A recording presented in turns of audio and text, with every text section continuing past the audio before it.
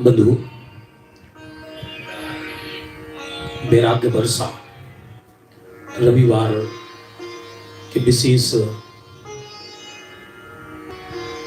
बच्चे, बूढ़े और सभी जवानों के लिए वैराग्य वर्षा सीता जी की अग्नि परीक्षा कथा प्रारंभ कर रहे हैं। हाथ जोड़ लीजिए सभी। नमो अरिहंताणं, नमो सिद्धाणं, नमो आयरीयाणं, नमो उवज्झायाणं, नमो लोये सव्यसाहुणं। मंगलम भगवान वीरो, मंगलम गौतमो गणी, मंगलम कुंद कुंदाद्यो, जैन धर्मोस्तु मंगलम। सर्वमंगल मांगल्यम, सर्वकल्याणकारकम, प्रधानम सर्वधर्माणां, जैनम जयतु शासनम, जैनम जयतु शासनम, जैनम जयतु शासनम।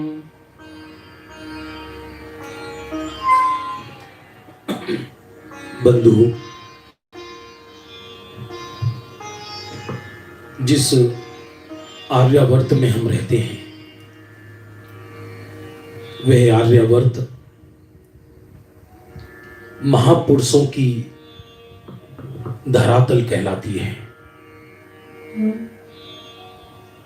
उसमें एक नहीं हजारों महापुरुष पैदा हुए हैं,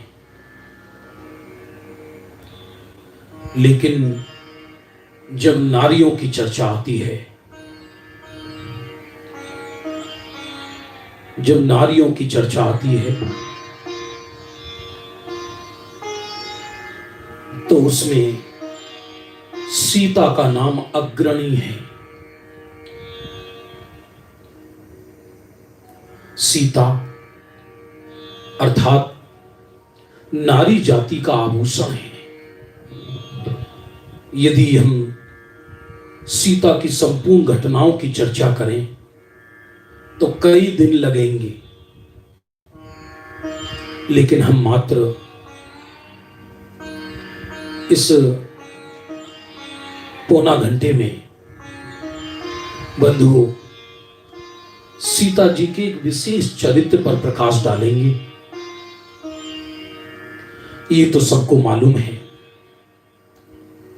जनक की पुत्री थी सीता, और पूर्व भवों से उसकी कथाएं चली आई है सीता की। मैं पूर्व भव की कथा आपको नहीं सुना रहा। सीता ने हर स्थान पर अपने सतीत्व का परिचय दिया, अपनी महानता का परिचय दिया। सीता जैसी नारी विश्व के अंदर होना एक महादुर्लभ कार्य है। जब ये सबको घटना मालूम है कि नारद सीता के सौंदर्य पर रीझ गए थे, जब नारद को यह मालूम पड़ा कि सीता अनिंद्य सुंदरी है, नारद तो ब्रह्मचारी थे, तो सीता का रूप देखने के लिए उनके अंतःपुर में गए और सीता देखकर उनको डर गई और उनको बंदर कह दिया। बस गुस्से में आकर नारद ने उस सीता का फोटो रावण को दिखा दिया। गुस्से में आकर रावण को दिखा दिया, और इधर जब रावण को दिखा दिया फोटो तो रावण सीता को पाने के लिए मचलने लगा। जनक ने यह प्रतिज्ञा की अपनी पुत्री को बचाने के लिए कि जो नंद्यावर्त धनुष को प्रत्यंचा चढ़ाकर उसे तोड़ देगा, उसी से ही सीता का विवाह होगा। क्योंकि एक अवधि ज्ञानी मुनिराज ने बताया कि ये काम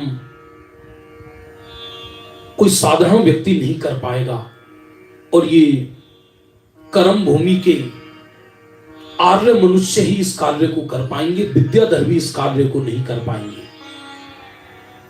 सीता का विवाह राम से हुआ। बंधुओं, सीता का विवाह राम से हुआ। जिस दिन राम के साथ सीता का विवाह हुआ,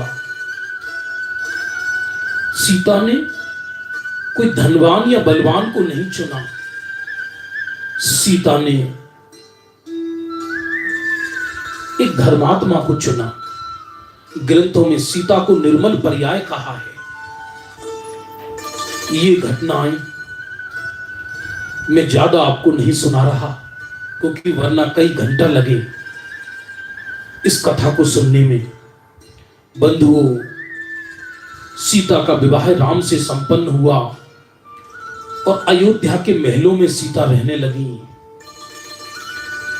रामचंद्र जी का राज्याभिषेक होने वाला था।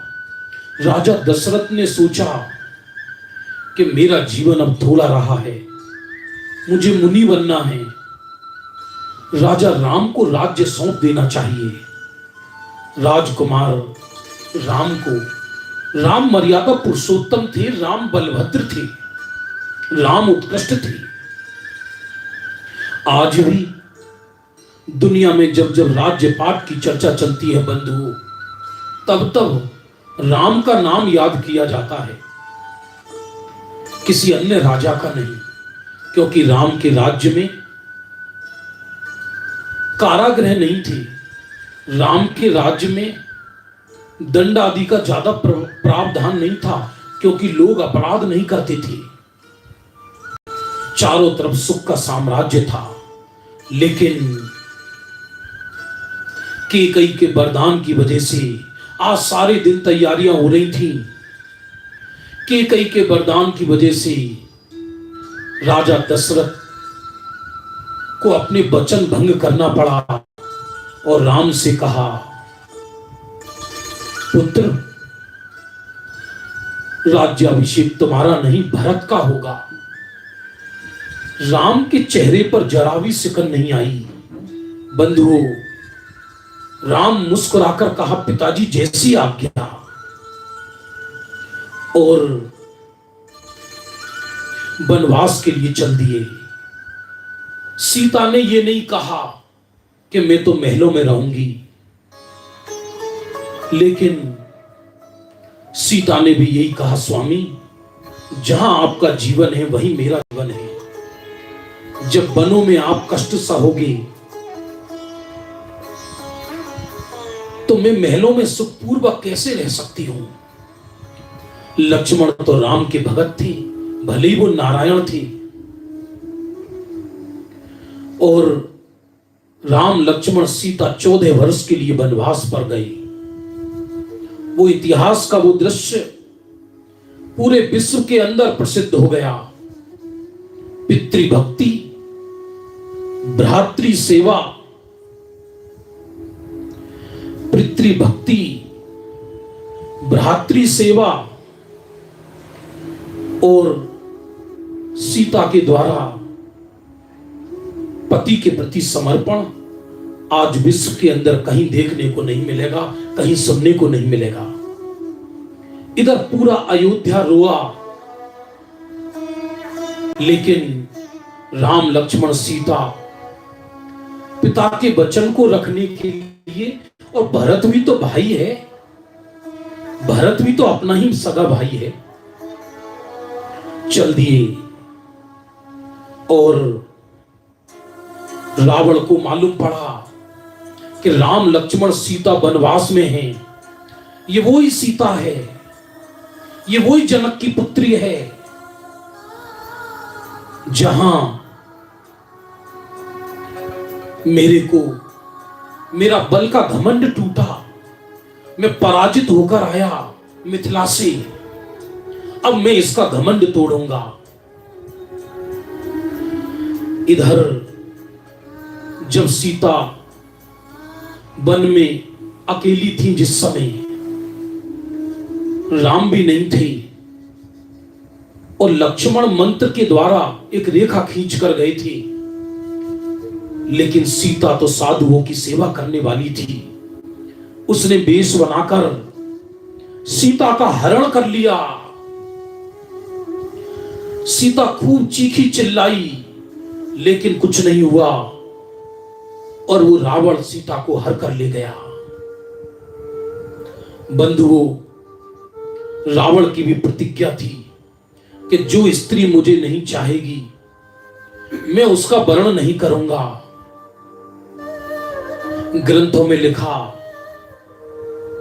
कई सप्ताह तक, 3 दिन तक तो सीता निराहारी रही। 11 दिन तक, 11 दिन तक निराहारी रही सीता, क्योंकि जब तक राम का संदेश नहीं सुना कि वो सकुशल है, तब तक अन्न जल ग्रहण नहीं किया। बंधुओं, रावण ने बहुत कोशिश किया सीता को मनाने का, डराया, धमकाया, लोभ लालच दिया।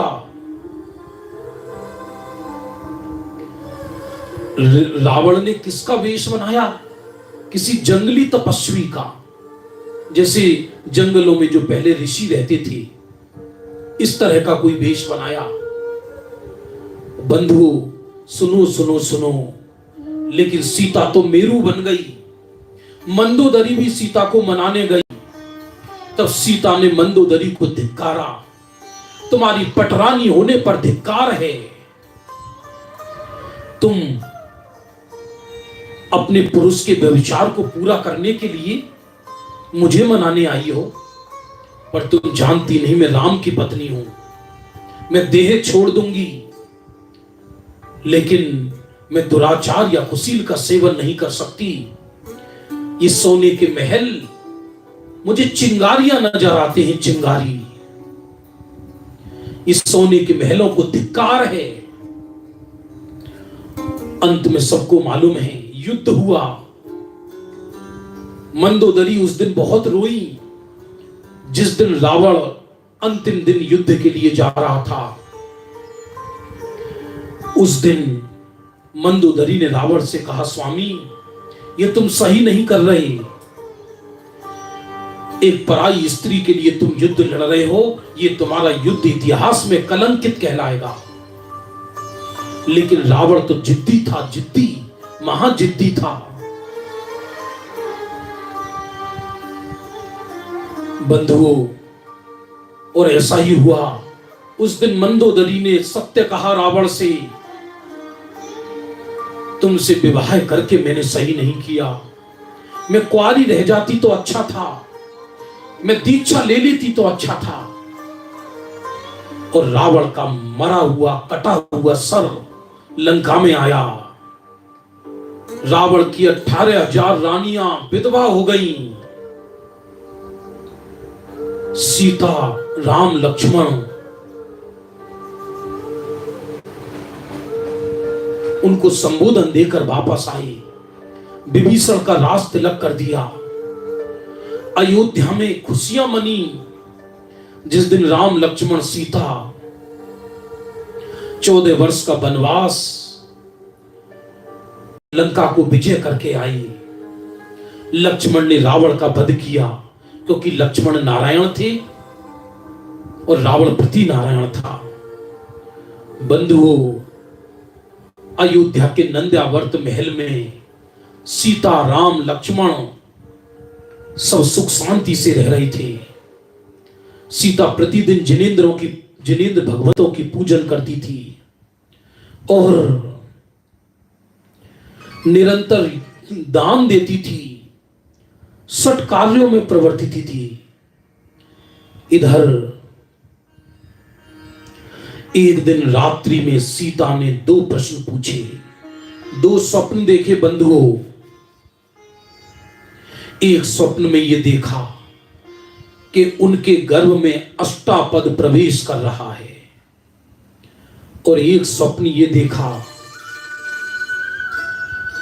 कि पुष्पक विमान से वो गिर गई है।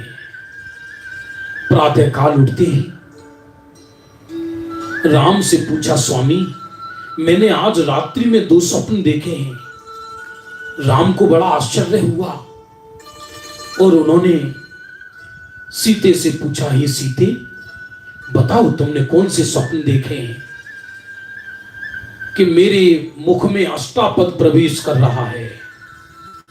तब राम बोले, सीते ये बहुत सुखद समाचार है। बोले 2 अष्टापद प्रवेश कर रहे हैं कि तुम 2 युगल पुत्रों को जन्म दोगी और अष्टापद अर्थात उत्कृष्ट जीव होंगे वो, और इसी भव से कर्म काट के मोक्ष जाएंगे। और दूसरा स्वप्न कौन सा देखा है? सीता ने कहा, स्वामी दूसरा स्वप्न देखा है, मैं पुष्पक विमान से गिर गई हूं। ये सुनते ही राम घबरा गए और उन्होंने सोचा ये तो असुर स्वप्न है, वो शांत हो गए। उन्होंने कहा, देवी ये स्वप्न कोई अशुभ फल देगा। सीता घबराई, एक तो मेरे विवाह होते ही मेरे स्वामी को वन जंगलों में निकलना पड़ा, मेरा हरण हुआ, अब न जाने ऐसी कौन सी अनहोनी घटना होने वाली है। अलंग शक्तिर भवितव्यतेयम, हे भवितव्यता तेरी शक्ति अलंघनीय है। सुनो सुनो सुनो बंधुओं, इधर राम सीता प्रतिदिन याचकों को दान दे रही थी जिससे कि असुर स्वप्न का फल मिट जाए। एक दिन महेंद्र उद्यान में राम बैठे हुए थे। उस उद्यान का मुखिया, विजय नाम का माली मुखिया, वो रामचंद्र जी के पास आया। हे मर्यादा पुरुषोत्तम राम, हमें आपसे एक बात कहना है, यदि हमें क्षमा दान दो। राम ने कहा, बोलो क्या कहना है। कि हे धरती पर शासन करने वाले राम, पूरी प्रजा में ये शोर मचा हुआ है। आज प्रजा में लोग उद्दंड हो गए हैं। जो स्त्रियां व्यभिचार कर रही हैं उनको भी लोग शांति से घर में रख रहे हैं।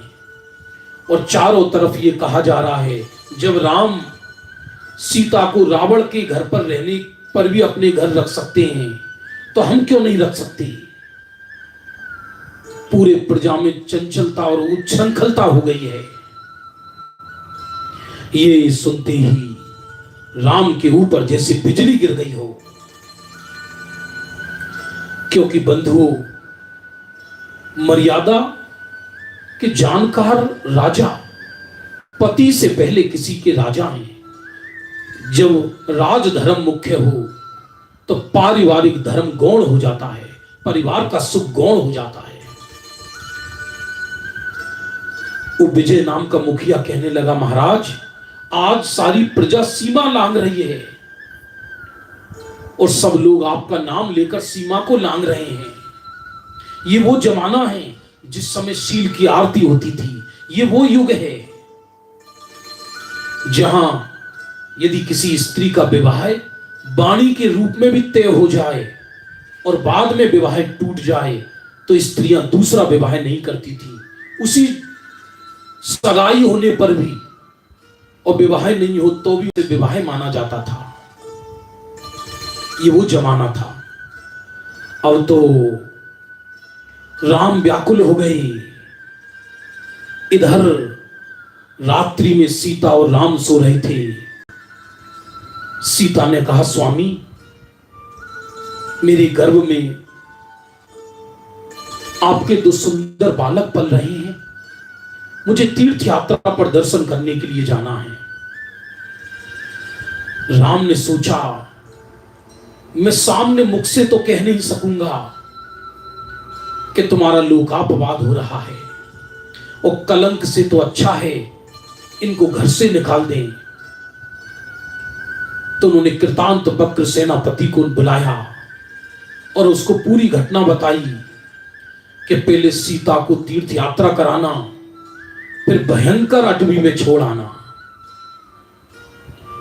ये सुनते ही कृतांत बक्र सेनापति के आंखों की अश्रुधारा बह निकली। राम कहते, सेनापति मैं क्या करूं, क्योंकि जब तक ये लोकापवाद होगा और सीता इस राज्य में भी रहेगी तो चारों तरफ सीता को कलंकित किया जाएगा। मैं जानता हूं सीता निर्दोष है। यदि उसका पुण्य रहा तो वन जंगलों में भी सुरक्षित रहेगी। इधर बंधु सुनो सुनो सुनो, लक्ष्मण को यह मालूम पड़ा तो लक्ष्मण तीर धनुष लेकर आए और राम से लड़ने लगे। कहने लगे, भाई यह अन्याय तुम क्यों कर रहे हो? कौन है जिसने सीता माता पर अपवाद लगाया है? कौन है ऐसा निष्ठुर? मैं उसे नहीं छोड़ूंगा। तब राम ने कहा, तुम किस किस को मारोगे? और राजा का यह कर्तव्य नहीं है कि लांछन लगाने वाले पर को मारा जाए। न लक्ष्मण कुछ कर सके न सेनापति।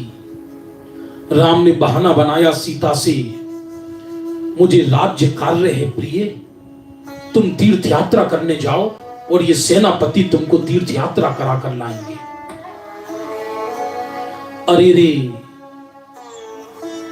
राम को भी छल करना पड़ा, क्योंकि उनकी इतनी ताकत नहीं थी कि सीता के सामने कुछ कह सके।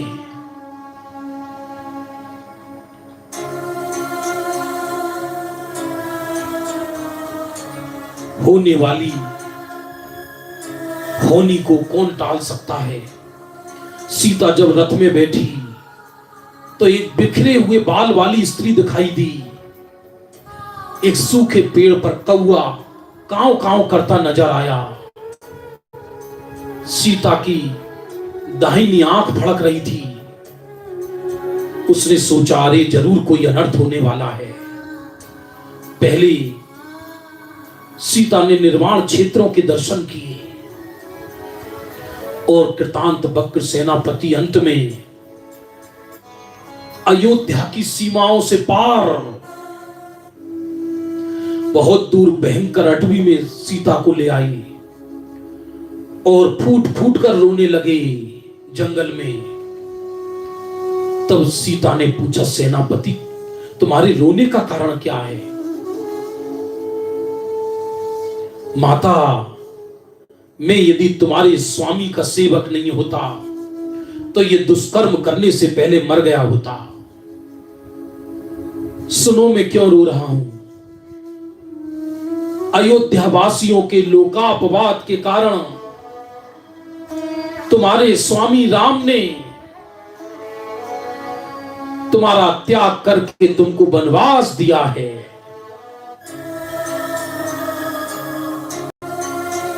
ये सुनते ही सीता मूर्छित हो गई।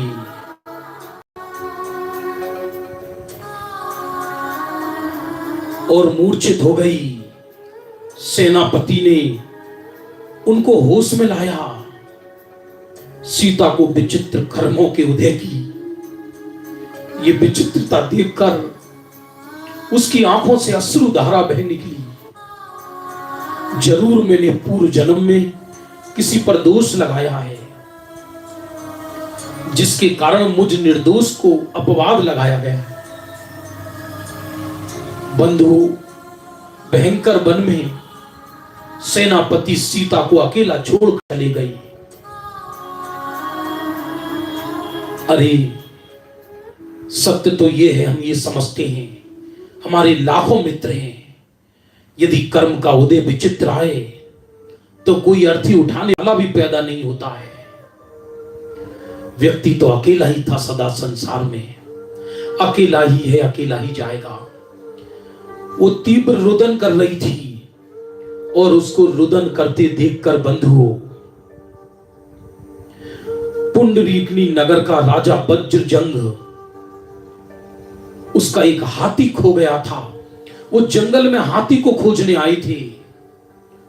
सीता को देखकर, सीता जैसी देवी को देखकर उसने सोचा ये तो कोई वन देवी है।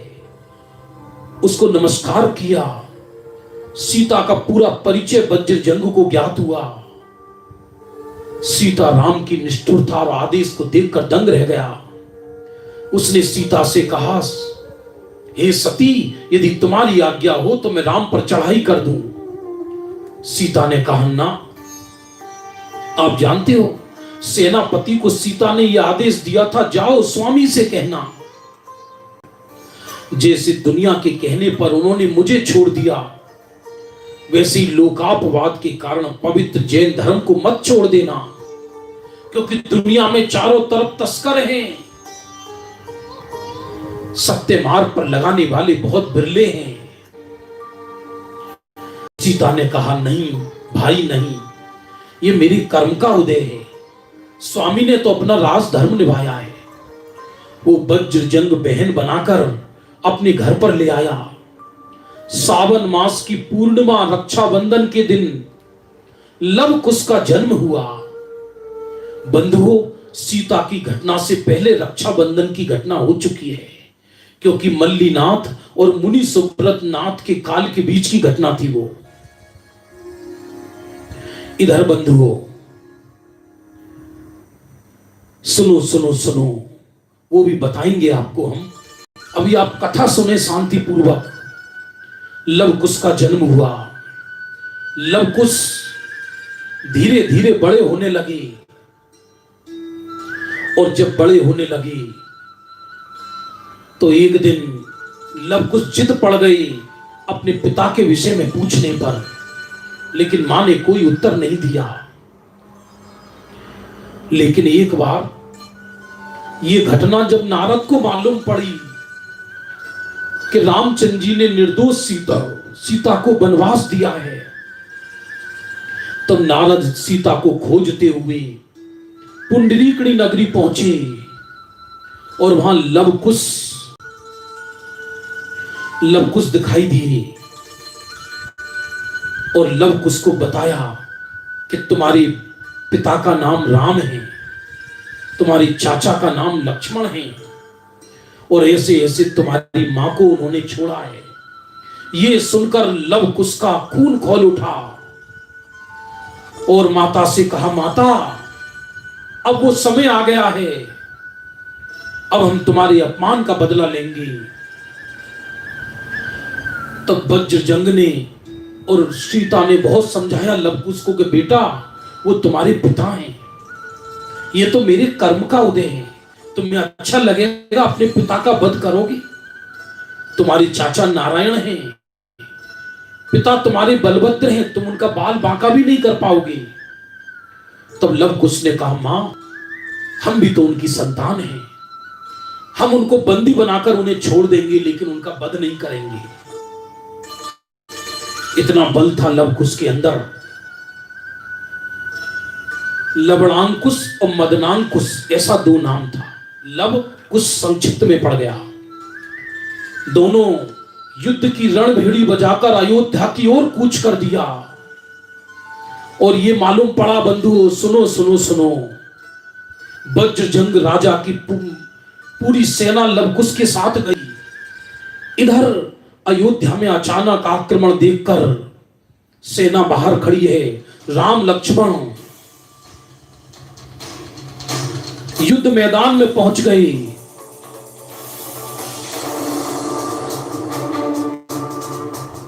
सबको, हनुमान को मालूम पड़ गया ये तो लवकुश है, तो हनुमान की सेना भी लवकुश के साथ हो गई। काफी सेना राम की लवकुश के साथ हो गई, उनका प्रेम देखकर कि ये तो राम के पुत्र हैं। इधर लक्ष्मण और राम को भी मालूम पड़ गया, क्योंकि लवकुश को तो मालूम था कि ये हमारे माता पिता हैं हमारे। तो उन्होंने इस तरह से तीरों की बौछार की कि जिससे कि राम और लक्ष्मण का कुछ बिगाड़ ना हो। गुस्से में आकर लक्ष्मण ने चक्र लिया, चक्र रत्न, और लवकुश के ऊपर छोड़ दिया।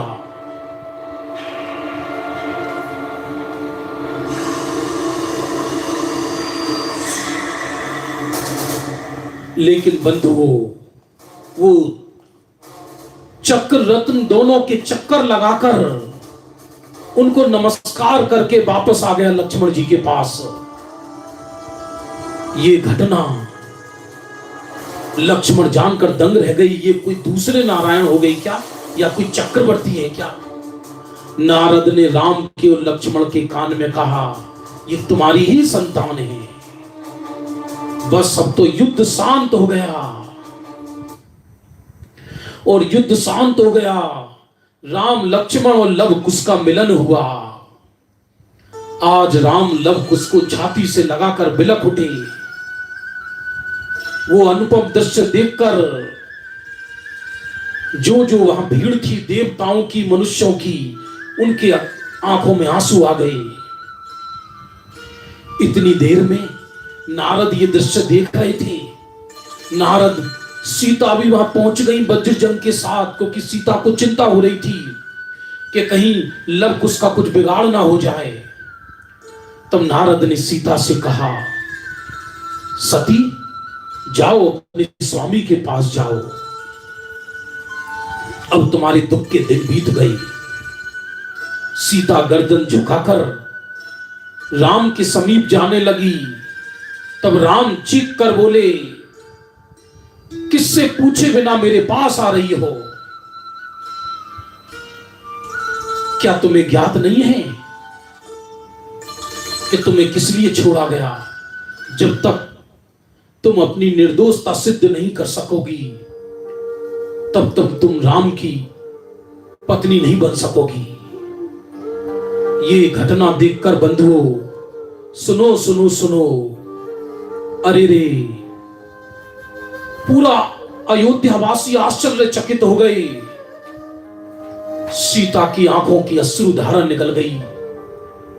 लव कुश राम को छोड़कर अपनी मां के पास चले गए। सीता कहने लगी, स्वामी तुम आज भी निष्ठुर बने हुए हो। बोलो तो सही, तुम कैसे संतोष को प्राप्त होगे?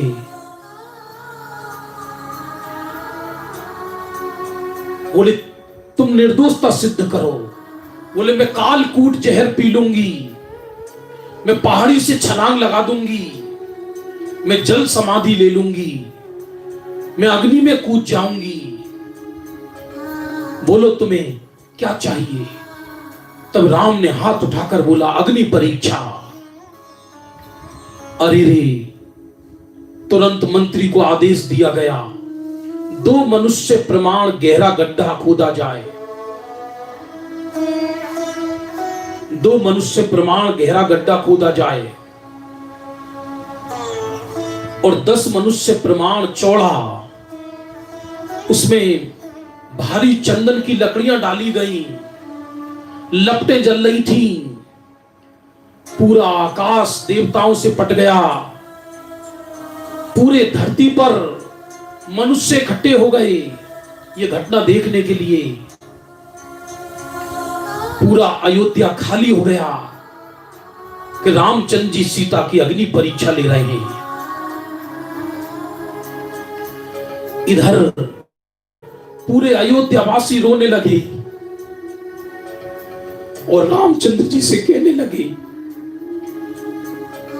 हे राजन, हम आपकी प्रजा हैं, हमें क्षमा करो, सीता निर्दोष है। अग्नि का धर्म तो जलाना है, ये कोमलांगी आग जल जाएगी। तब राम ने कहा, जिस दिन मैंने इनको वनवास दिया उस समय तो तुमने क्या क्या कहा? अब तो ये परीक्षा होकर ही रहेगी बंधुओं। सीता ने श्वेत साड़ी पहनी। इधर लव कुश रोते रहे, लक्ष्मण की अश्रुधारा बहती रही। लेकिन सीता ने भी कहा, अब तो ये अग्नि परीक्षा में दूंगी ही। अरे, चाहे कोई करोड़ों कोशिश कर ले, अब तो मैं अग्नि परीक्षा दूंगी बंधुओं। इधर क्या हुआ,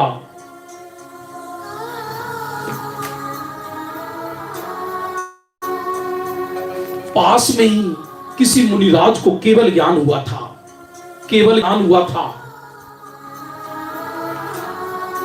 और वो जो केवल ज्ञान हुआ, वहां इंद्र अपनी पूरी सेना को लेकर किसी मुनिराज का केवल ज्ञान कल्याणक मनाने जा रहे थे। वहां एक देव ने इंद्र से कहा, स्वामी, यह अवधि ज्ञान से मुझे ज्ञात हुआ है, अयोध्या के बाहर ये कैसा अनर्थ हो रहा है। मर्यादा पुरुषोत्तम राम, एक शीलवान नारी जो पूरे तीनों लोक की सर्वोत्तम नारी है, उसको अग्नि में झोंका जा रहा है। तब इंद्र ने उस देव को कहा, देव, हमें तो कल्याणक मनाने जाना है, तुम्हें जो उचित लगे सो इस शीलवती की तुम रक्षा करो। सुनो सुनो सुनो बंधुओं, इधर क्या होता है। सीता मनी मन में प्रतिज्ञा करती है और ये कहती है, अत पद्मांतरम नान्यम मनसापि बहान्यम ततोयम ज्वलनो धाक्षी माम शुद्धि समन्विताम। यदि मैंने राम के सिवाय किसी अन्य मनुष्य को मन में भी धारण किया हो तो यह अग्नि मुझे जला दे। अग्नि का धर्म तो जलाना है, लेकिन यदि मैं वास्तव में शीलवान हूं तो मेरे शील का प्रमाण प्रस्तुत हो जाए। बंधु, सीता जैसी हजारों नारियां धरती पर हुई है, लेकिन ये तो एक देव आ गया। जरूरी नहीं कि हर शीलवान की अग्नि का नीर बनी जाए, ये कोई जरूरी नहीं। इधर जैसे ही अग्नि कुंड में सीता कूदी, उस देवता ने उस अग्नि कुंड को नीर कुंड के रूप में परिवर्तित कर दिया। चारों तरफ आकाश से जय जयकार होने लगी और पानी बढ़ने लगा। पानी में लोग डूबने लगे। चारों तरफ लोग कहने लगे, सीता सती क्षमा करो, क्षमा करो। तत्काल पानी जैसे ही राम लक्ष्मण के पैरों के पास आया, पानी रुक गया। उस पानी के अंदर से कमल निकला। उस देवता ने सीता को कमल के ऊपर बैठा दिया। चारों ओर ब्रह्मचर्य की जय जयकार हुई, शील धर्म की जय जयकार हुई। और बंधुओं, इसके बाद वो घटना शांत हुई। लव कुश दौड़े दौड़े मां के पास गए, उनके चरणों में गिर गए। राम लक्ष्मण अश्रुधारा बहाते हुए सीता के पास गए। राम घुटने टेक कर सीता के चरणों में गिर गए। हे माता, लक्ष्मण कहने लगे, माता घर चलो। राम कहने लगे, प्रिय, अब दुख का काल निकल गया, अब अयोध्या में सुख से रहेंगे। तब सीता आज इतना रोई, शायद भविष्य में कभी दोबारा नहीं रोना पड़े।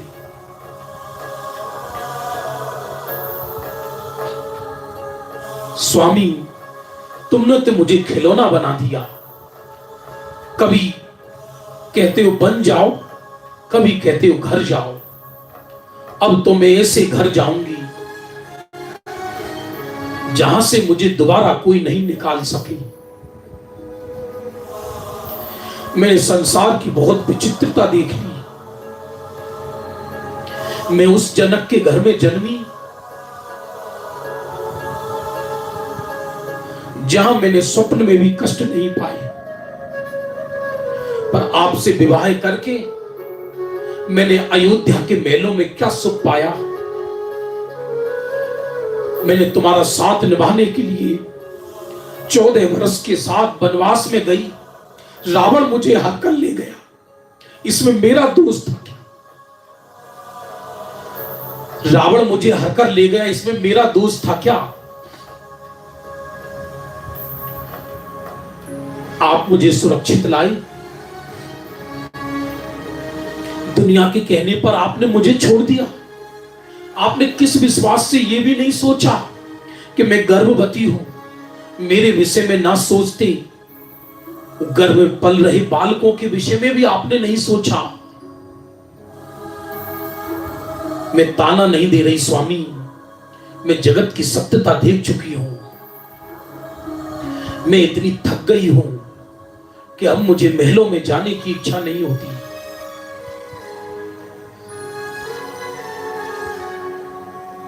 अपने लंबे लंबे केस उखाड़कर रामचंद्र जी के हाथ पर रख दी। लंबे लंबे केस उखाड़कर रामचंद्र जी के हाथ पर रख दिए।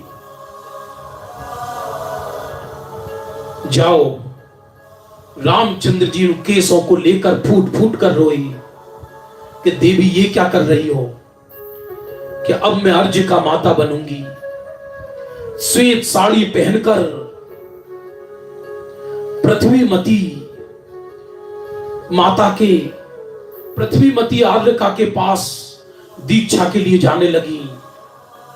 बंधुओं, लव कुश ने बहुत रोका मां को, लेकिन सीता ने कहा इस पंच परावर्तन रूप संसार में घूमकर मैं थक चुकी हूं। मैंने अनंत भोग भोगे पर आज तक सुख नहीं पाया। ये संसार के विषय भोग, ये संसार के विषय भोग तलवार की धार पर लगे हुए शहद के समान है। अब तो मैं आत्म साधना करूंगी। पूरा अयोध्या, लवकुश, लक्ष्मण, हनुमान, पूरी सेना देखती रही। सीता जब तक दिखाई देती रही तब तक सब लोग वहीं खड़े रहे। सीता को अश्रु मोतियों से विदाई देते रहे। सीता ने पृथ्वीमती माता के चरणों में भव से पार उतारने वाली अर्ज का व्रत अंगीकार कर लिया, अर्ज का धर्म अंगीकार कर लिया। एक बार देशभूषण कुलभूषण केवली से सीता ने अपने भव पूछे, बंधुओं, कि मैंने ऐसे पूर्व जन्म में कौन सा पाप किया जिसके कारण मुझ निर्दोष पर अपवाद लगाया गया। तब केवली ने कहा, हे सती, हे अर्जिका, तुम पूर्व भव में वेदवती नाम की एक कन्या थी। लक्ष्मण तुम्हारे पिता थे जिनका नाम श्री भूति पुरोहित था। एक राजपुत्र शंभुकार तुम पर रीझ गया, पर वो पापी था तो तुम्हारे पिता ने उससे विवाह नहीं किया। तो शंभुकार ने तुम्हारे पिता श्री भूति को मारकर तुम्हारे साथ दुराचार किया, और उस वेदवती ने गुस्से में आकर कहा कि अगले भव में तेरी मौत का कारण मैं बनूंगी। हे अर्जिका, वो शंभुकार व्यक्ति ही रावण बना। पहले उसने दीक्षा ली और वो रावण स्वर्ग गया, बाद में वो रावण बना। तुम्हारे पिता जो थे वो नारायण बने। तूने पूर्व भव में एक मुनि और आर्य का सगे भाई बहन थे और बैठकर तत्व चर्चा कर रही थी। पूरे गांव में तूने अपवाद किया कि इन्होंने, इनके गलत संबंध हैं। बस तेरे को ऐसा कर्म का बंध हुआ। तूने एक अर्जिका और जो सगे भाई बहन थे उनके बारे में अवर्णवाद किया, और बाद में पूरे गांव को यह भी कहा कि मैंने झूठा दोषारोपण लगाया है। ये दोनों सत्य हैं। बंधु, पूर्व भव की कथा सुनने के लिए अलग से समय चाहिए, और उसी कारण तेरा इस भव में अपवाद हुआ। सीता ये सुनकर और बैरागी हो गई। अत्यंत बैरागी हो गई।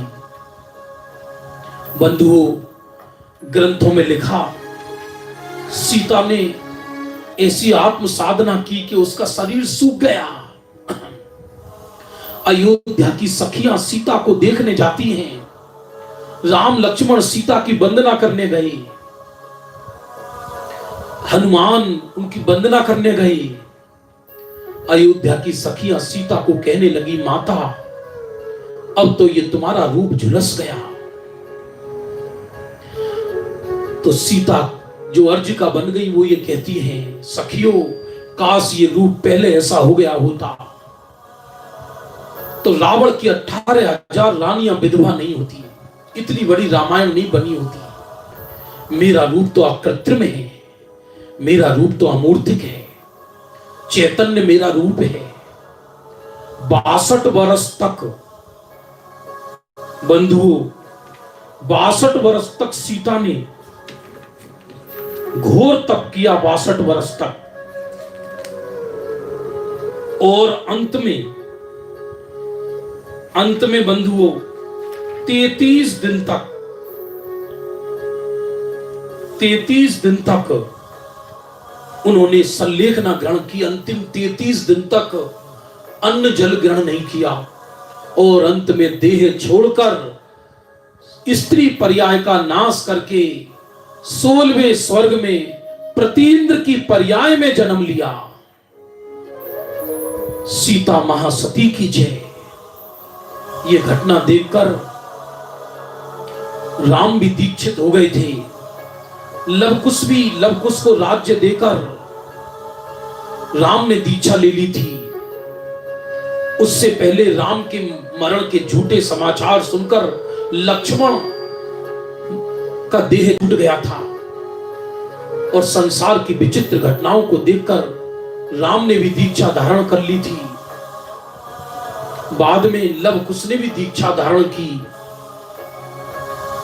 सीता के जीव को स्वर्ग में ऐसा परिणाम आया कि राम मेरे से पहले मोक्ष न चले जाएं, इसलिए राम को डिगाने आई, लेकिन राम को केवल ज्ञान हो गया और वो प्रतीन्द्र ने क्षमा मांगी। बंधुओं, ऐसी घटना है आगे आने वाले युग में। रावण और लक्ष्मण, राम को तो मोक्ष हो गया, रावण और लक्ष्मण, सीता चक्रवर्ती बनेगा, सीता का जीव, और रावण और लक्ष्मण उनके पुत्र बनेंगे। और आगे आने वाले भविष्य में रावण तीर्थंकर बनेंगे और सीता उनके गणधर बनेंगी। ये सब जीव मोक्षगामी होंगे। सीता के इस अपूर्व चरित्र, पवित्र चरित्र को सुनने से जिह्वा भी धन्य होते हैं, कान भी धन्य होते हैं। बंधुओं, ये कथा अद्भुत है। इसको अकेला आप कथा ही मत समझना। ये जीवन जीने की कला है कि एक नारी पर, राजकुल की नारी पर, जिसके पति बलभद्र हों, जिसके देवर नारायण हों, ऐसे कुल में भी जन्म लेकर कर्म के उदय ने उनका साथ नहीं छोड़ा, लेकिन कर्म के उदय का तिरस्कार करती हुई आत्म साधना की।